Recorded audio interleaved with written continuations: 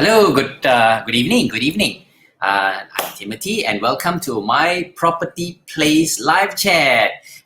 The third episode. That's right. So far, I have successfully conducted 3 episodes, and a lot more to go. Well, I have a lot of guests lined up for the following shows. And for today, it's going to be something very, very exciting because today we are going to feature a guest, and we're going to talk about the topic that today's show is about: legal matters. That's right. So legal matters, we talk about different kinds of things that is related to property. Okay, and for more of this, welcome to my Property Place live show.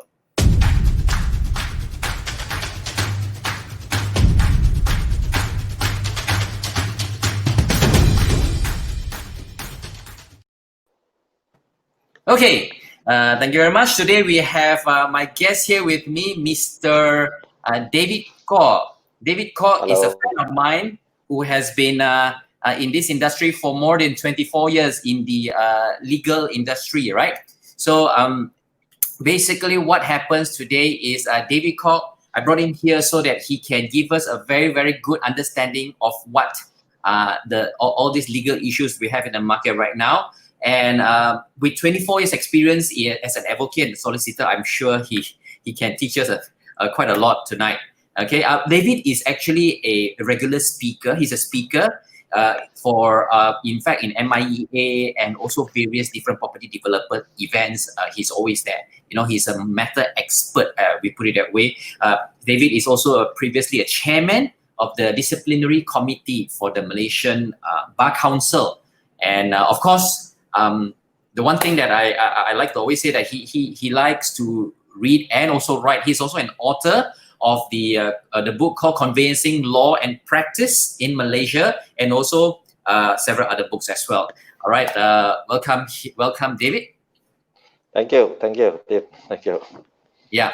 Okay. So for those of you who've just joined me, welcome to My Property Place live chat. And this show runs every Saturday from 9 p.m. to 10 p.m. every Saturday, right? Rain or shine, okay?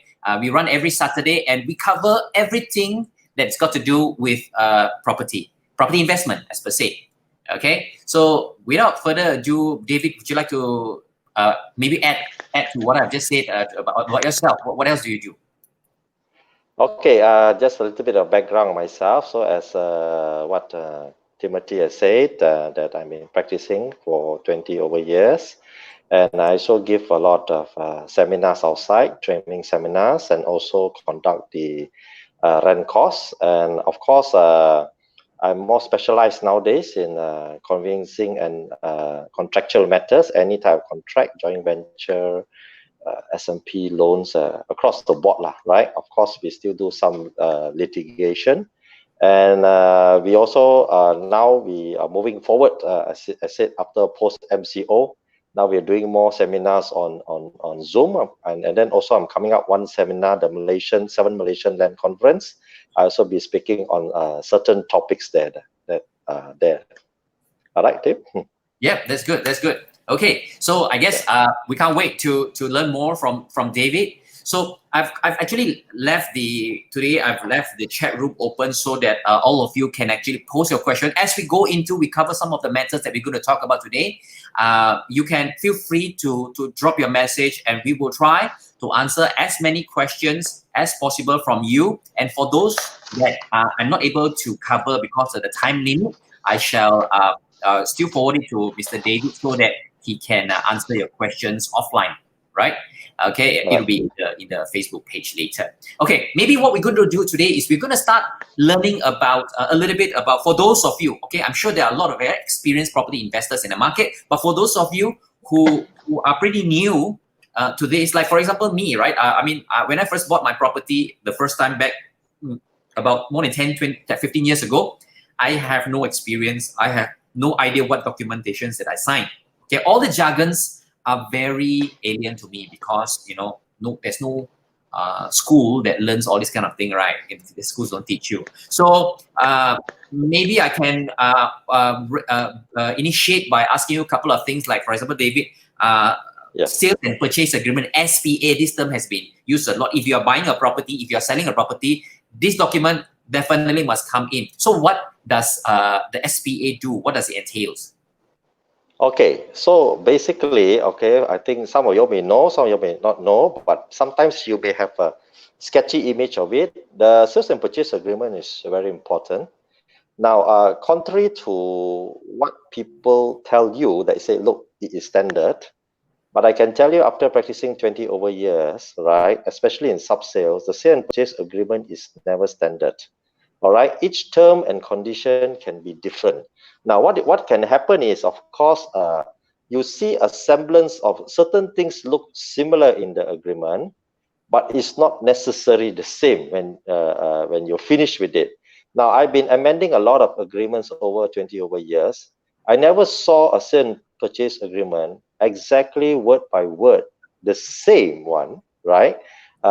It looks, some general things are there, but it's never totally the same, unless it's probably my own agreement, which I also will change from now and then depending on the circumstances. All right, so I give you an example, right? Let's say you say your terms and condition is standard. So let's say, like, for example, you said, as lot of you here, okay, hear this, look, the transaction will finish between 90 days or 90 plus 30 days. But supposing one word is changed and you said 90 working days. So in 1 month, there's 8 days you don't work, Saturday and Sunday. So times 3 months. So how many days is there? So it's 20 over days extra now above the 90 days. So you A lot of see, people one word can change. note, That's right? right. They'll not look at this, right? So so that's one of the things that you got to remember, that the agreement is never the same. Right, and then of course, if you're the first time buyer, okay, now you're doing the sale and purchase agreement. Actually, there's a lot of things that we need to know even before we buy the property, right? Like whether the property is with an individual title or strata title, or whether it's under the master title, whether it's leasehold, whether it's freehold, whether you're purchasing as an individual or a company, whether you're a foreigner purchasing the property, right? Whether you're buying even in KL and Selangor, you may have different rules and things that you have to do. So, or whether the title has been issued, whether you're buying with a tenant or not, whether you're buying with any fixtures and fittings and things like that. So there's a lot of things that you need to look out for in a sales and purchase agreement. It looks similar, but it is never similar.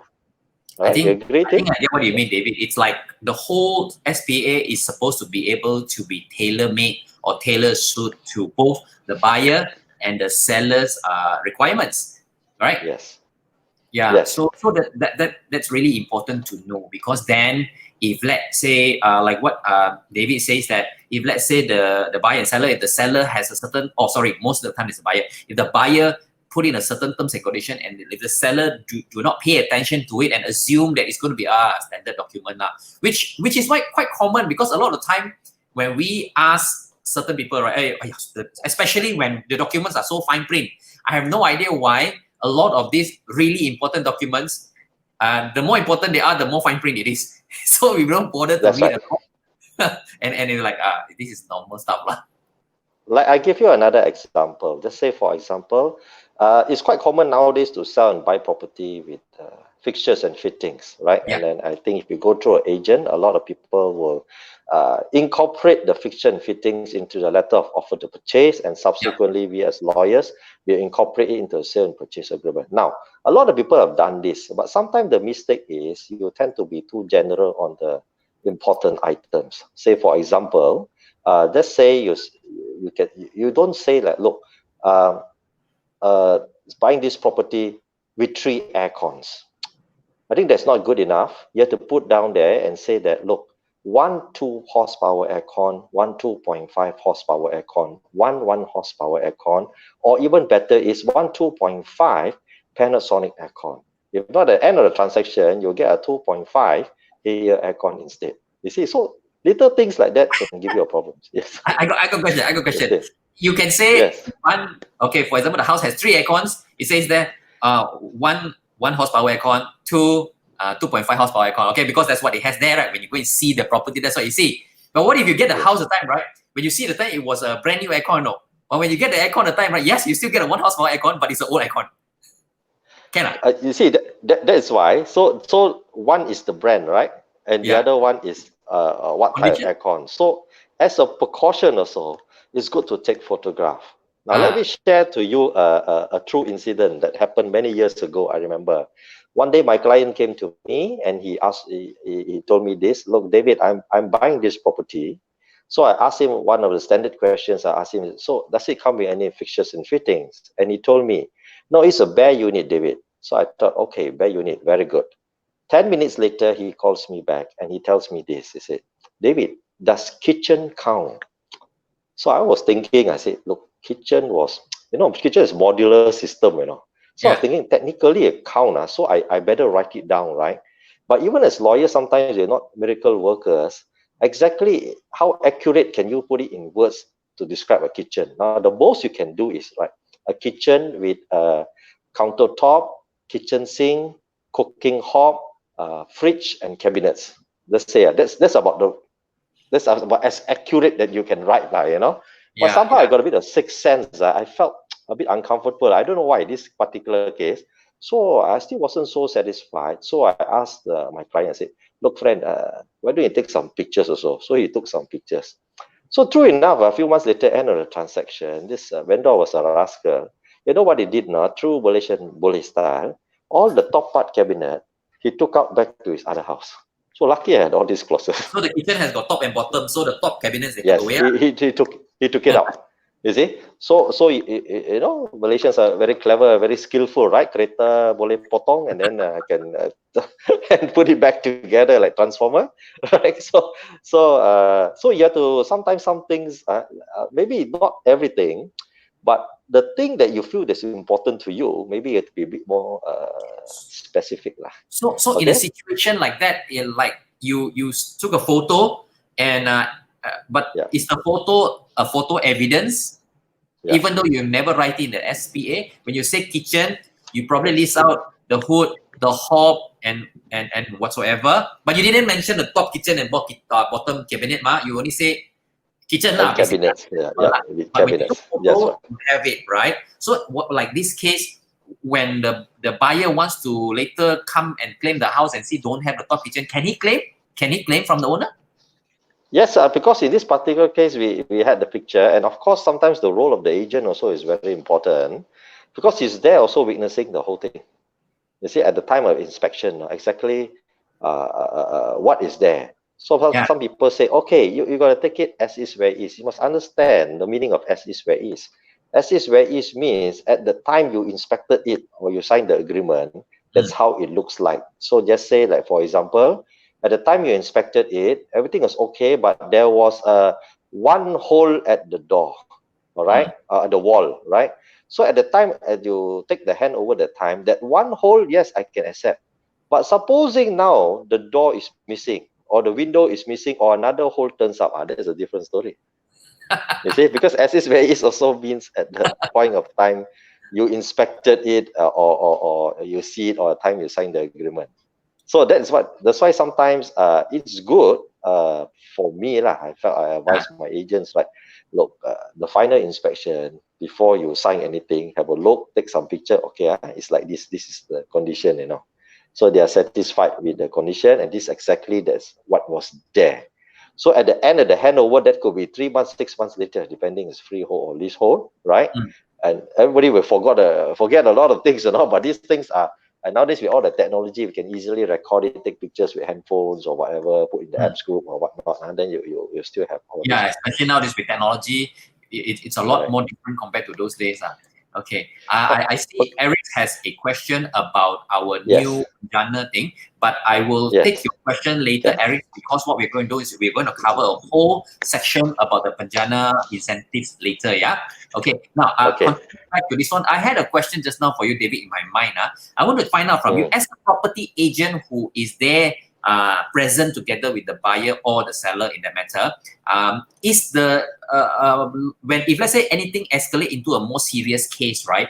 Can the property agent stand as a material witness for this situation if let's say legal matter arises? Is it? Well, I think that is a very likelihood. right? Because who else is there? The lawyers are certainly not there. Yeah. So it's just between the vendor's word and the purchaser's word. And of course, sometimes they may have their wife or other friends with them. That counts. But the agent is a little bit better because he's a bit more neutral, isn't it? Supposed to Because be it's neutral down. Yeah, that's right. Supposed to be lah. Right? But then. Okay, You know, so yeah. he is it's also his responsibility. If he's being called up to be a witness, it's a responsibility of the real estate agent then. Yes, whether he likes it or not, if they calls him up, he It's has to already come there. up. They subpoena him, right? Ah. So he got to be ready with the pictures or things like that, lah, right? Okay, So okay. moving on, Tim, moving on to the next thing, I'd like to talk about. You see, it's very important at the beginning of the transaction to know what kind of property is that. As I said just now, leasehold or freehold, whether it's a foreigner buying or company buying and things like that. Yeah. You know why it's important? Because the way we do the transaction now becomes important because the timing may be different. Okay, so if you're leasehold property and with the title, chances are you need the state authorities' consent. That will take between 1 to 3 months. And after you obtain it, they take another 3 plus 1 month, say another 4 months to complete the transaction. So all in all, you need about 7 to 8 months to complete it.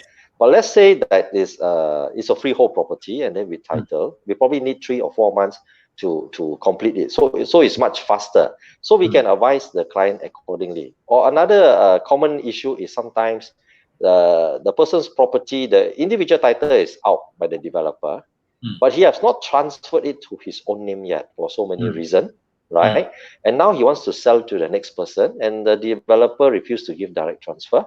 You have to do something called a double transfer. Developer transfer to the original owner first, then the original owner transfer to the new purchaser. Now this can take anything from 8-9 months to 1 year. You see, so again, it's we can advise the client accordingly so that they not give up their existing tenancy and things like that. If not, they have no place to stay. So we need to find out all these things, and the cost also will differ because of all this. Okay, so let's say for example, sometimes a cost can be deferred. That's why I rather you're not take ballpark figures. You have to see what's happening. Malaysia, the transactions are a little bit complex. Let's say for example, if you buying a property in KL, okay, right, for $1 million. The registration fee for the transfer form for property in KL for $1 million is $100.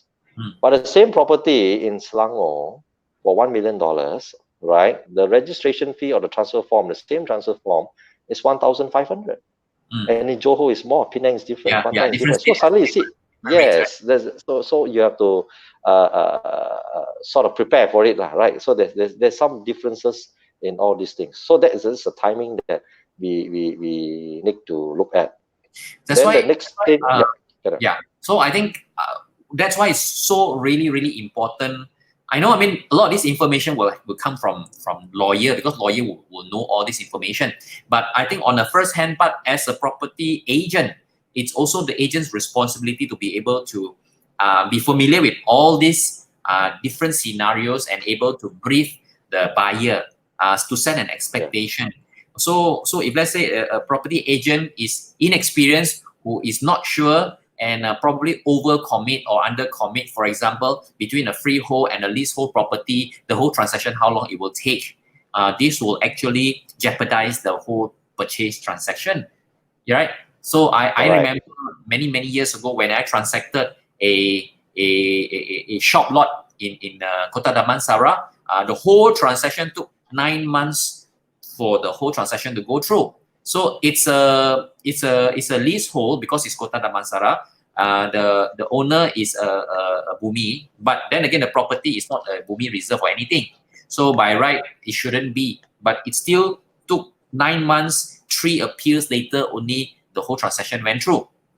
So very different scenarios has very different expectations. So you have to really, as a property agent, you should be very familiar. That's why I always endorse that property agents should be very familiar and very knowledgeable in these kind of things. Sorry, David, I cut you off there just now. You were trying to continue?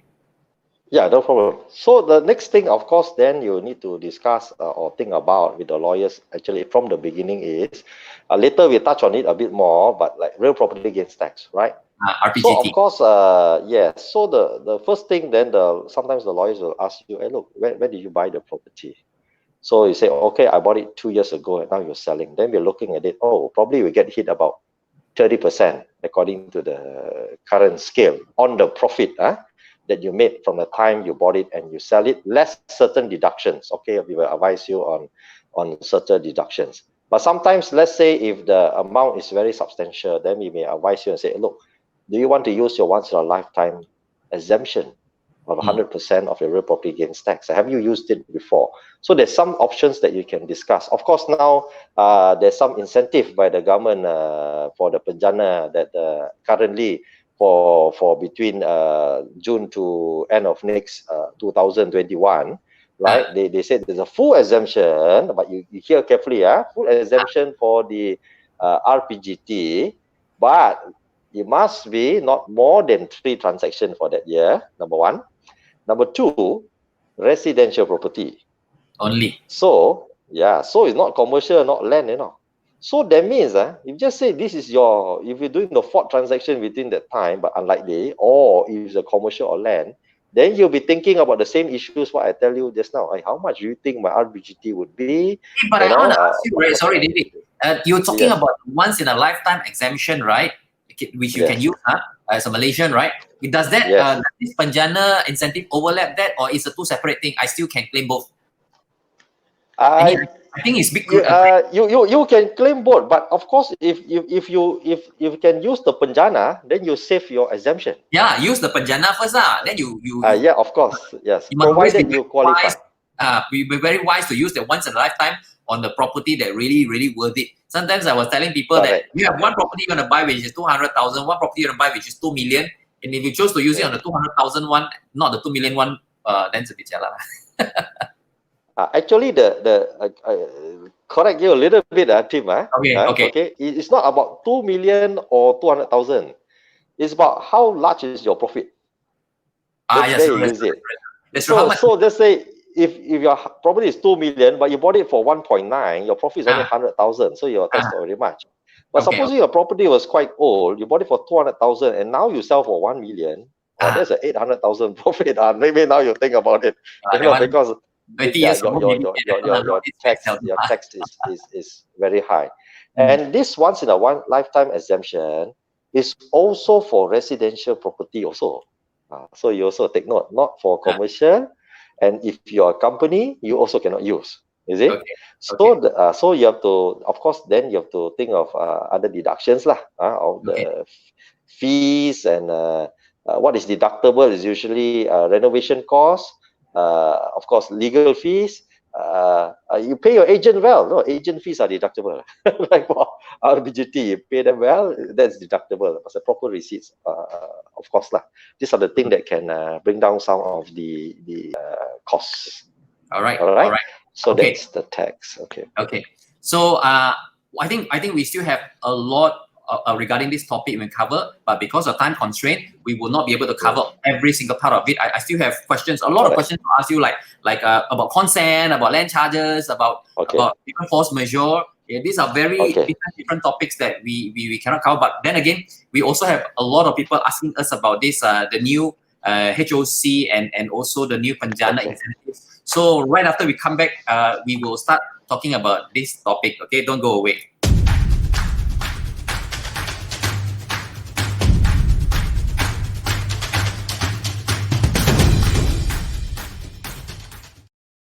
All right, so thank you very much for still joining us. Most of you who just joined us, welcome to My Property Place live chat.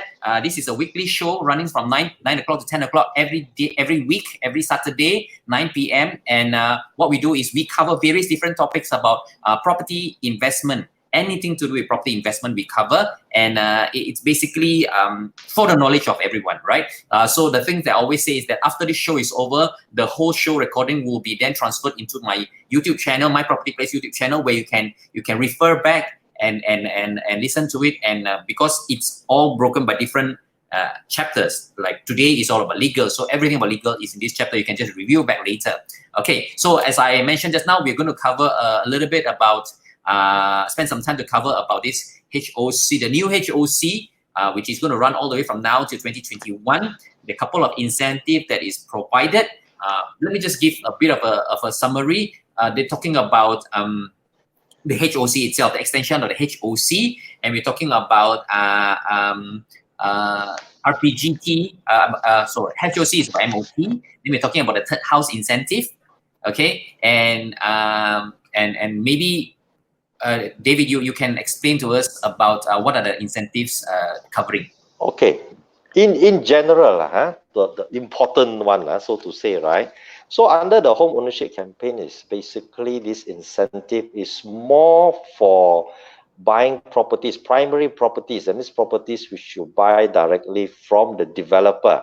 And the developer have what you call is registered these properties, like West Malaysia will be under REDA, and then I think in for what they call Sarawak and Sabah, they got a different association, right? Sharida and Sharida. Sharida and a different one. Okay, what's the name? So anyway, those are registered. Then you have certain incentive. If you buy, if the property is between 300,000 to 2.5 million, and the developer gives you at least 10% discount, all right, on their price, then for the first 1 million of your stamp duty, that is exempted. But the rest, you may still have to pay. So depending on how high you buy that. So okay, for the loan, then between for the loan, the stamp duty is fully exempted if you buy if you take the loan between June to 31st May 2021. So all this is up to 2021. Okay, so that is for the usually with the developer. The second thing is, of course, you must note that this is only applicable again to residential property. You see, not the commercial. So that means your Soho, Sofo, Sovo, all this cannot.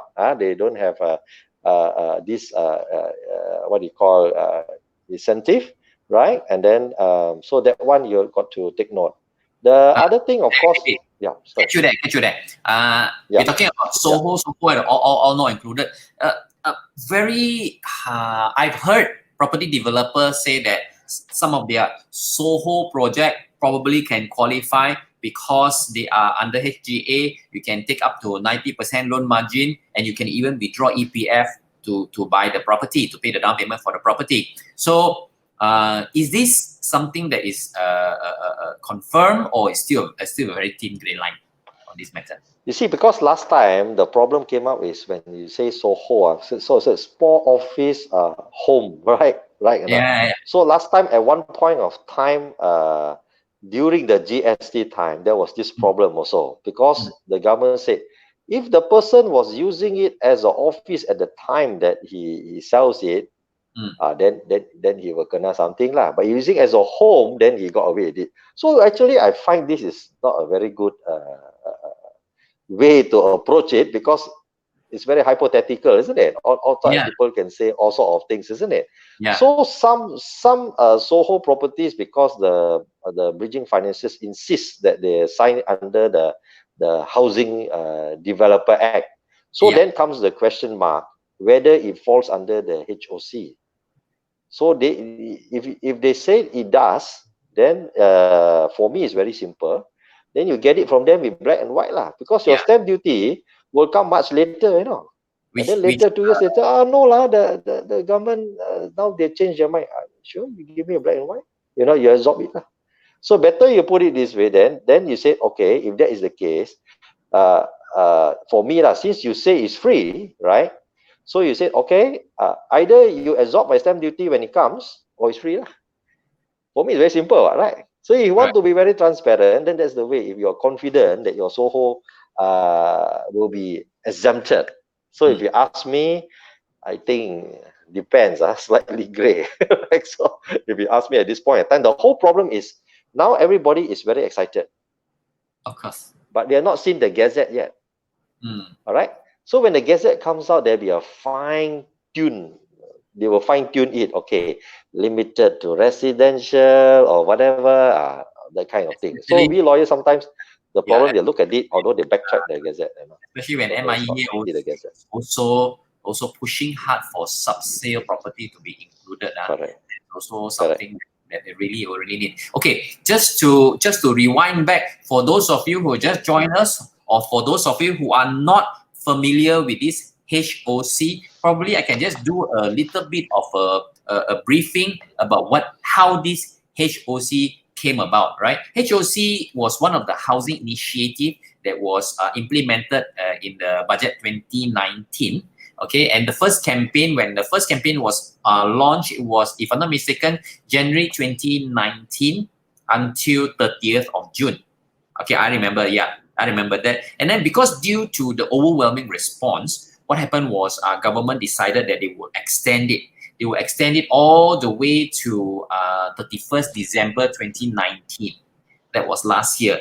I remember still a lot of buyers, they were rushing to buy because it's like, oh, end of the date closing already, then you won't be able to get it. So everyone rushed to purchase. There was a spike in property purchases last year. And basically what's happening right now is with this new campaign, under this Penjana, now we are again restarting this HOC program, which is going to run from 1st of June, right? I think until July 2021. Okay, but you see the spike in it was very successful, this campaign, because I think last year the NAPIC's property research, right, the data, they say that basically they actually managed to clear about 5.1% of the overhang property. You all know, I'm sure you all know right now, overhang property in Malaysia is still quite common. But I want to clarify, overhang is not applicable to general across. I mean, it's just general across, not specifically saying there's any bubble or properties or per se. This is one of the most sensitive question I can say. When you say there is no bubble or got bubble in property, a lot of people will agree, or some of them may disagree. Okay, so again, the current HOC will start. Like what David said, we haven't got the Gazette, no black and white letter yet, but apparently it's going to be from 1st of June. Any property sold between 1st of June until 31st May, 31st May 2021. Okay, so first rule, open to only Malaysians. Okay, only if you're a Malaysian, you can purchase. Apparently, there's no limit number of houses, and we're talking also about the 70% loan margin. If you're not familiar, currently today, if let's say you go and buy property and you want to take loan, the first property you get 90% if your credit allows. Second property, if you can get 90%, you're very good. All right, the third property, there is only 70%. That's the current condition previously. With the current ones, they are revising that and they're removing the 70% cap. Okay, that leads me to the question that I like to pose up, which is asked by Eric. Eric is also a friend of mine who is also in the industry, in the finance industry. The question that Eric asked is, David, I think this question is directed to you. In your legal expertise, since the announcement of the government on the 70% capping for third property is offer, when can we expect foreigners buying 600k project properties? Is it going to be enforced, or we need to wait after election in September? Okay, I tell you, now comes another problem. Okay, already not confirmed. This is coming from because we're in the line. One of the banks have said this 70% cap is only for development properties and not sub-sale.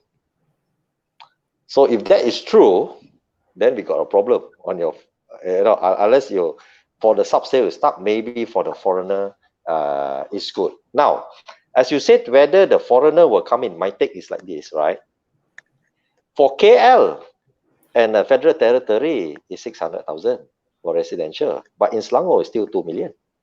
So in Penang and Johor, I heard this morning, Penang have reduced it from, I think, to 800,000 or something, from from 1 million to 800,000, or from 3 million to 1.8 million. They also reduced the cap for the foreigners, right? So they are moving in that direction. But what I want to say is like this, okay? I think we shouldn't be too negative. I'm not a property out and out property investor. There are a lot of gurus out there.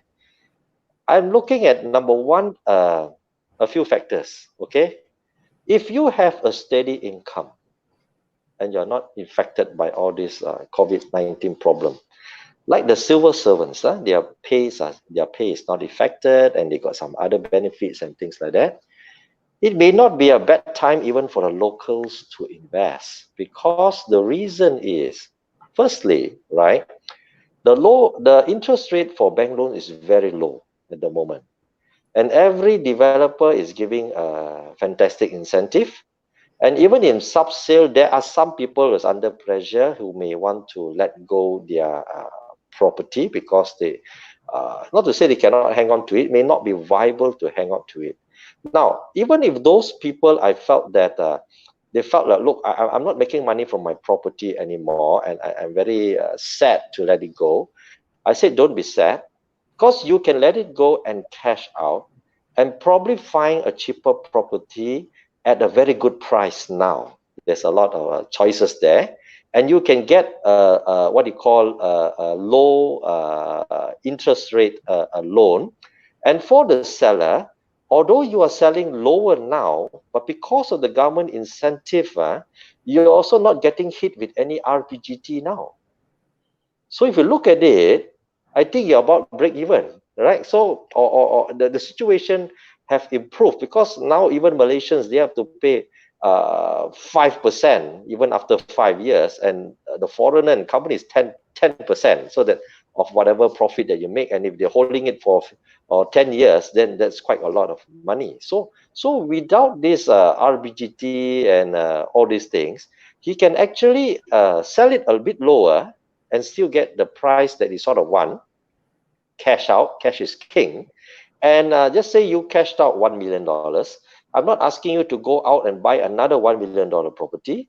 You buy one $700,000 property, you keep 300,000 in hand, and the 700,000 property, you're going to take a loan at a very low interest rate. But the catch is, of course, your job and income must be quite steady, right? If it's not steady, fluctuating, then you think twice about it. So go for a property, or instead of car also now, discount also, I see all that, right? So this is not a bad idea, especially I think for agents. I think you should take note that civil servants were not affected, I don't know whether you should be selling or promoting to them, right? Because their pay is exactly the same, and some of them got other incentive because of the government, help them in other ways. Yeah, that's right. That's my take on it. That's my take on it at the moment. Yeah. Also, I think Eric, just to also answer a question, whether or not they are going to start to extend the incentives or benefits to foreign purchaser is something that we are still not very sure, because at the end of the day, the original objective of HOC, why it was created, is to solve two problems. One is to encourage more local residents to go into purchasing property. They're encouraging more people to start buying their own property. That's number one. The second thing, of course, to solve the property overhang issue.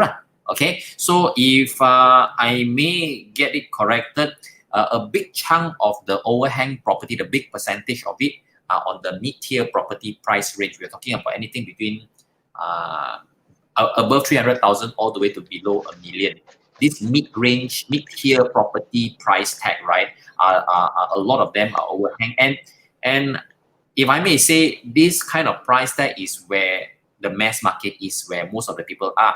Okay, so by reenacting this HOC campaign, I strongly believe it will encourage more people to relook into purchasing property again. To encourage them to purchase property. So they are actually pushing for more locals to buy property. Okay, and usually the foreigners, they come in, they go for those which is city center, and automatically city center properties are usually the price tags are slightly higher. Okay, so that was that's also my take lah on this, Eric. So I hope, Eric, we answer your question. Again, Tim, but maybe I just want to share one on the foreigner one, just intercede, right? Because I've done talks to encourage foreigners to come in, and I can see their points because my firm, we also deal with a lot of foreigners. So I want to see what was their mentality. And then also by observing, during MCO, I was watching a lot of HGTV, the property. I was analyzing how these foreigners makes decision on buying properties and things like that. Then I came to a few conclusions. Why Malaysia is not a bad place for them? Number one, our currency, of course, is very low compared to theirs. So their spending power here is very high. Number two, we are probably one of the two countries, I think, in the whole Southeast Asia, where a foreigner can own a freehold property. Now you think about it, because most of the countries, they only let them own a leasehold property, and sometimes up to 30 years, 38 years, and they need a local Indonesians like that. Thailand, you got a problem, right? So the other one that they can own is Singapore. Singapore is the most expensive city in the world now, right? So Hong Kong, I don't think you go there. Philippines, well, can kill you. good, but not quite there yet, right? Yeah. So I see Malaysia is still the best. We have the amenities. We speak their language. We speak a lot of languages down here, and we are cheap. And generally, we take care of expat communities down here to one sense, right?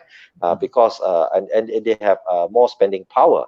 So the way I look at it, right? Even though in some areas the what you call the price is that's why the state, for me, I feel the state must really look at the whole situation. You see, like in KL, when you push the price down to 600,000, in KL, actually not many property at 600,000. But in Selangor, there's a lot of foreign want to buy property in Selangor. Now, I felt that the government, just my view, right, shouldn't be so worried about the foreigners snapping up all the properties in Selangor. What they can do is it can limit the foreigners to how many lots they can buy per project, for example, right? And maybe you can open up a bit more if the property is leasehold. So eventually also we'll come back to Malaysia, to a Malaysian, right? So in that way, you open up the country. The country will not be overrun by foreigners in that sense. Even right now, the percentage is not very high. But you see, it's like this. The trend in Malaysia is if there's a lot of expat in that area, you notice the prices of all the property in that area also goes up because they see the area is so-called premium. You see? So that means all the local in that area will also benefit because the prices push up for the locals for them to buy, sell, and make money. For the foreigners, I can understand. They come from very far.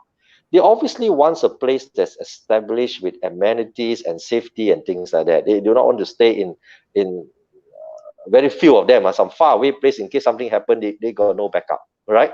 So if you are going to a far away country, you are thinking the same thing, correct? You will probably not choose an area that's not so known. You choose an area that is known with the community. So that's why I felt that we also need to promote it properly to the foreigners. Now, there's two kinds of foreigners. The MM2H is very good because they give a 10-year visa, so they don't have to keep renewing their passport and visa for them to stay, right? So that's why it's for their convenience. Then some is for the retiree.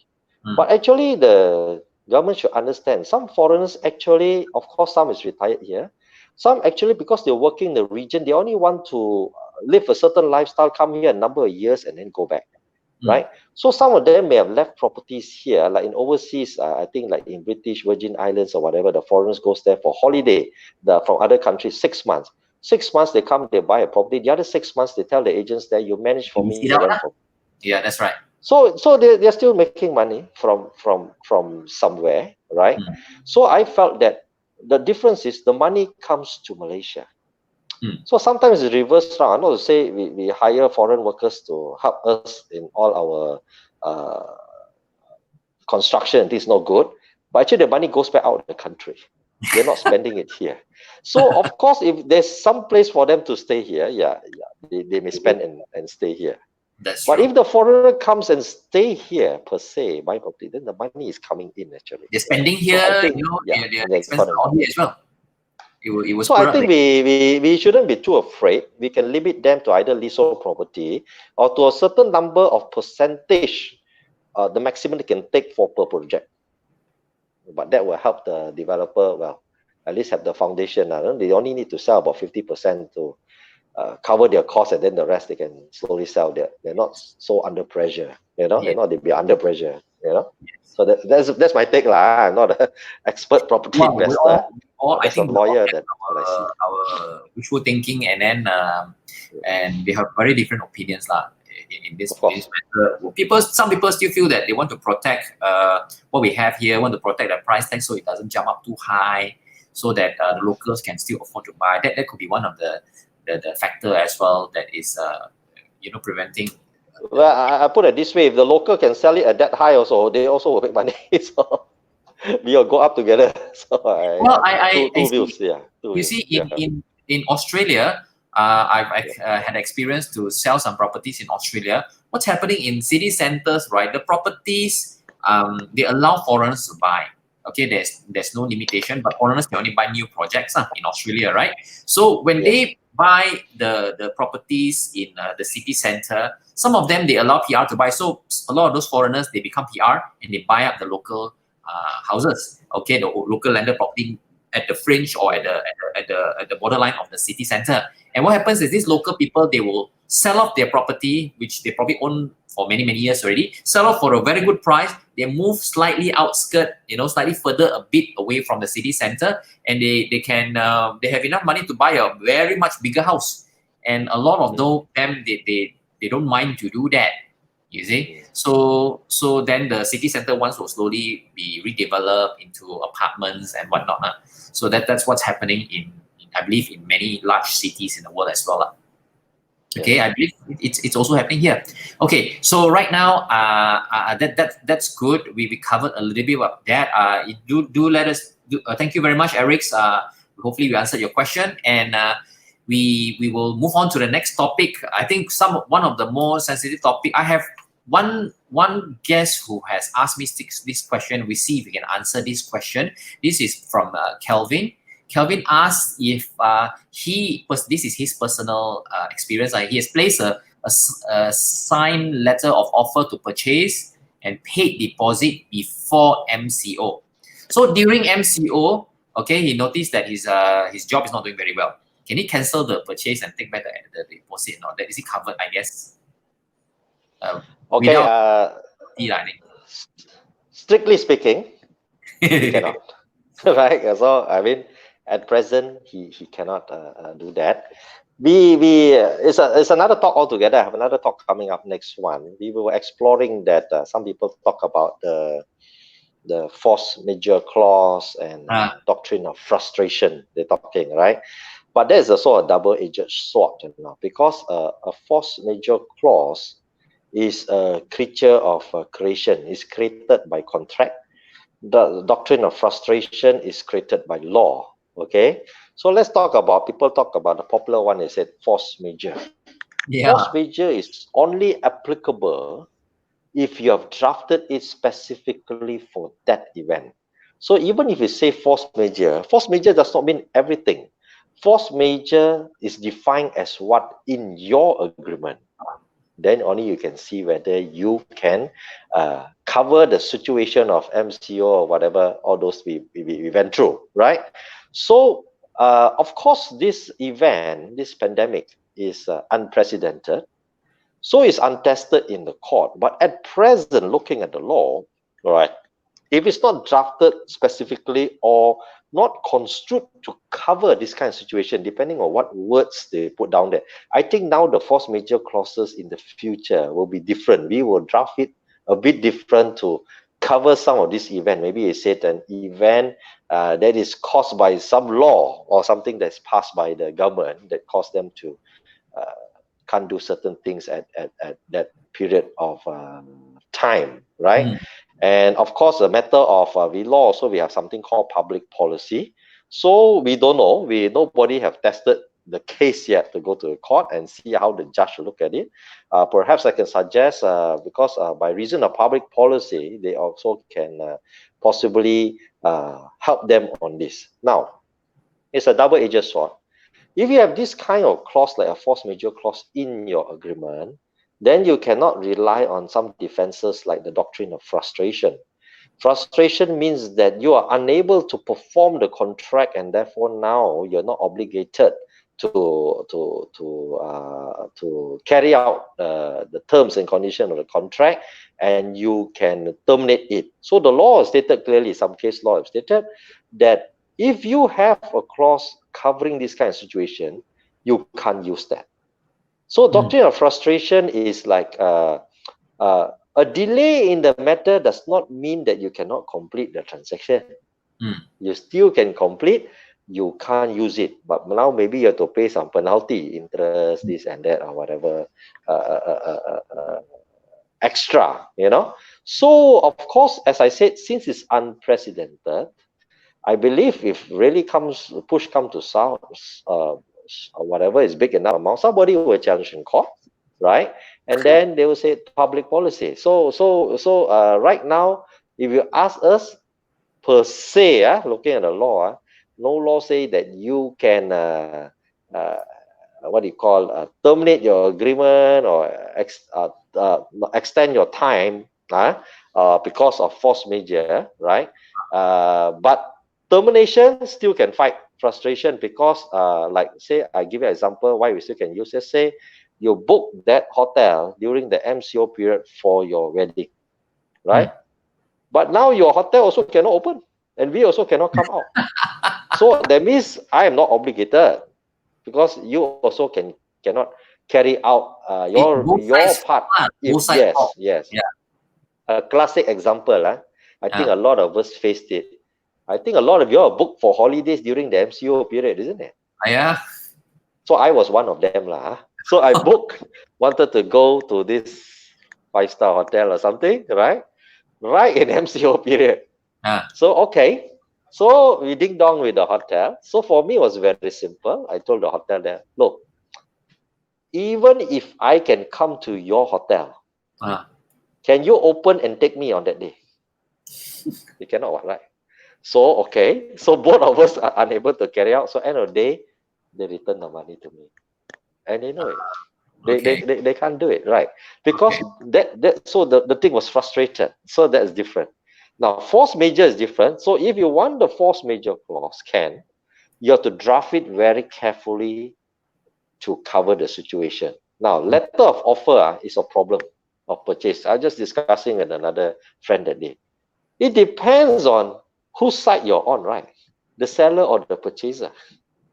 When you put this kind of clause in your LO. Okay, so I mean, right now maybe that's quite a question. The problem. So before MCO, you sign a letter of offer. Probably a few days ago. You sign MCO, sign a letter of offer just before. Okay, just like what Kelvin did. And instead of cancelling, it's just that you have a certain period of time to execute, all right? Yes. But then because of MCO, everyone is not working. Lawyer is not working, you know, and government departments are not working. You can't do stamping or whatnot. So that's why I guess the buyer, the seller himself, have no. Can he claim? Can he fault the buyer? No, that's why he said it's very tricky, you know. It depends on the facts, you know, because you have to split hair a bit. Now, if they're in the middle of negotiation, I don't think either side can penalize each other because the negotiation is not finished, right? Yeah. But let's say, on the other hand, even if you finish the negotiation, can either side come out to sign the agreement? You're locked down. So how? So that means if to me it's very simple. If you go to court, look, I'm locked down, I can't sign. Yeah. Can you sign? Right? Because we break the law if you sign it, right? So I would think then the time will extend accordingly if it goes to court. Logically, the judge also is a human being. He'll look at it, hey, looking at the facts of things, you put a gun in his head also, he cannot come. Yeah, there's so no that is a different story.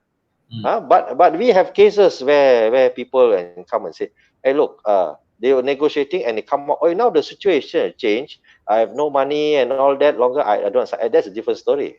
Now I can forfeit the money, So that's a different story already. You see. So you're just unlucky. So Okay. it depends on which stage you were on and what was the intention. Now the law says, when it comes to LO, there's some case law somewhere, right, that says that the judge will look at the intention and the facts of each case. So don't presume each case is the same. It may be a different situation because they're negotiating on certain items. But of course, I think fair is fair. I think if my opinion, if the thing was delayed as a result of MCO, everybody should give the extra time without penalty and things like that. Yeah. But if you said you want to terminate because of MCO, I think that is difficult. You must have a very good reason for it. Unless, like what I said, it's not like the hotel case. Oh, that event is over already. I cannot go back to there. I'm supposed to have the event on that day, my wedding that day or whatever. I can't do anything about it already, right? So in that sense, okay, maybe you can terminate. But if it's a matter of delay, I don't think you can terminate. But both sides have to extend the time, give back that extra time without penalty. You're right. That's the difference, right? Yeah. So the law, of course, at this point of time, as I said, nobody bring to the court yet lah. But I bring to the court, I already know all the lawyer will argue this way, and the chances are a sympathetic judge will see it that way also. So I'll look at it for the extension of time. But we have to see each case by itself. So it's not as easy as you think it is. All right. Okay, so I hope that answers Kelvin's question about this one. You probably have to speak to both the buyer and the seller side to try to sort this out. All right. So, okay, maybe we have a slight little bit of time here. I'd like to just share a couple of pictures just to talk about today's topic of the day. And okay, I want to talk about what is going to right after MCO, or currently MCO is almost over, now is RMCO. What is people's sentiment of purchasing property? Because some people are like, hey, you think property is going to go down, value is going to go down, what's happening? So there was this survey that I captured in one of the local paper, and this is going to show.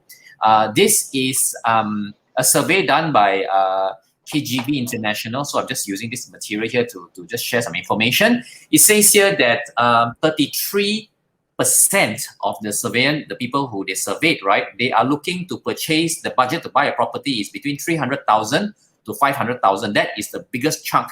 And of course, the next value is 500,000 to 750,000. We're talking about 21.7%. 750,000 to a million, that's about 14.5%. 200,000 to 300,000 is 10.6%, 10.6%. That's right. And 1 million to 2 million, we're talking about 9% the least. All right. So that's the least in the survey. So again, this is the HOC being launched right now, targeting the first two category. Let me just say that. So the first two category is what we are looking at.